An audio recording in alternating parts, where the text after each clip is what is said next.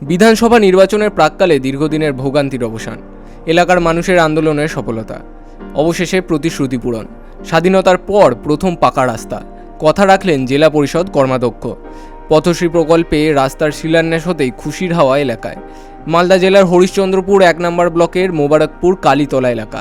এই এলাকায় টেংরিয়াপাড়া এসএসকে থেকে কালীতলা মোড় পর্যন্ত প্রায় 1.5 কিলোমিটার রাস্তার বেহাল দশা। স্বাধীনতার পর থেকে কোনো দিন পাকা হয়নি এই রাস্তা। মাঝে ইট দিয়ে রাস্তা হলেও তাও ভেঙে গেছে। বর্ষার সময় পায়ে হেঁটে চলাচলের অযোগ্য, কিন্তু ওই রাস্তা এলাকার অন্যতম গুরুত্বপূর্ণ রাস্তা। পার্শ্ববর্তী বিভিন্ন এলাকার কয়েক হাজার মানুষ যাতায়াত করে।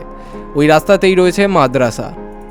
ছাত্রছাত্রী থেকে শুরু করে রোগীরা বেহাল রাস্তার কারণে প্রত্যেকেই ব্যাপক সমস্যার সম্মুখীন হয়।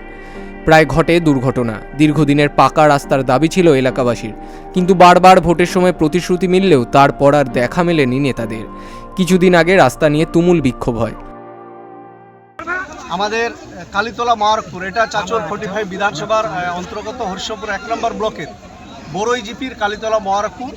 এইখানকার এলাকার মানুষের এটা দীর্ঘদিনের দাবি, এবং এটা গ্রামীণ রুরাল এরিয়ার মধ্যে সুধীর শাহ হাউস থেকে টেংরিয়াপাড়া এসএসকে স্কুল, এটা 1.5 কিলোমিটার থেকে একটু বেশি।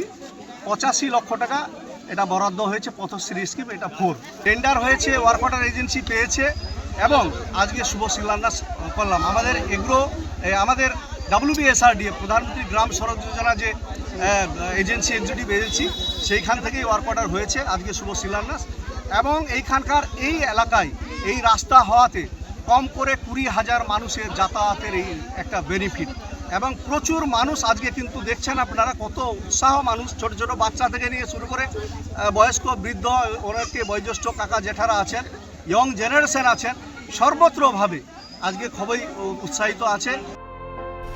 অবশেষে কথা রাখলেন স্থানীয় জেলা পরিষদ সদস্য তথা মালদা জেলার পরিষদের কৃষি কর্মাধ্যক্ষ রবিউল ইসলাম। তার উদ্যোগে শুক্রবার এই রাস্তার শিলান্যাস হলো। পথশ্রী প্রকল্পে প্রায় 1.5 কিলোমিটার রাস্তা নির্মাণের জন্য বরাদ্দ হয়েছে 85,38,000 টাকা। শিলান্যাস অনুষ্ঠানে উপস্থিত ছিলেন মালদা জেলা পরিষদের কৃষি কর্মাধ্যক্ষ রবিউল ইসলাম, স্থানীয় পঞ্চায়েত সদস্য তথা বারুই গ্রাম পঞ্চায়েতের বিরোধী দলনেতা নিকুঞ্জ কুমার সাহা, তৃণমূল নেত্রী সালমি খাতুন প্রমুখ।